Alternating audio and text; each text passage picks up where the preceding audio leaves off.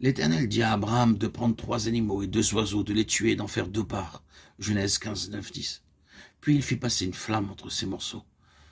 Nous comprenons ce passage en lisant Jérémie 34, 18. Dans l'Ancien Testament, quand 2 parties devaient conclure un accord, elles prenaient un animal, le tuaient et le partageaient en 2. Les 2 parties passaient entre les morceaux de l'animal, faisant ainsi une promesse qui ne pouvait être retirée. Je livrerai les hommes qui ont violé mon alliance, qui n'ont pas observé les conditions du pacte qu'ils avaient fait devant moi, en coupant un veau en 2 et en passant entre ces morceaux. Jérémie 34, 18. De la même façon, Dieu établit une alliance irrévocable avec Abraham pour donner à sa postérité la terre promise. En ce jour-là, l'Éternel fit alliance avec Abraham et dit « Je donne ce pays à ta postérité, depuis le fleuve d'Égypte jusqu'au grand fleuve, au fleuve d'Euphrate. » Genèse 15, 18.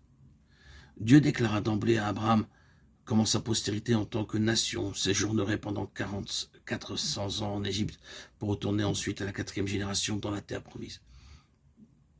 Et l'Éternel dit à Abraham, « Sache que tes descendants seront étrangers dans un pays qui ne sera point à eux.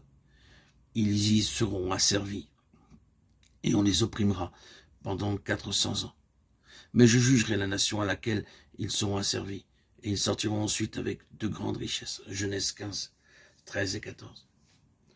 Dieu donnait ainsi l'occasion aux nations du pays, savoir les Kéniens, les Kinésiens, les Cadmoniens, les Hétiens, les Phérézéens, les Réphaïm, les Amoréens, les Cananéens, les Girgasiens, les Jébusiens, de se repentir de leurs péchés.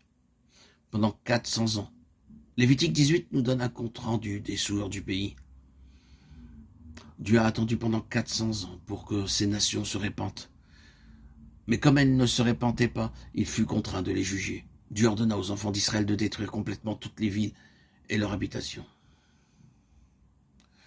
Le Seigneur Jésus-Christ a conclu une alliance avec nous au moyen de son propre sang. Et c'est par cette alliance que nous sommes devenus chrétiens et participants de son héritage.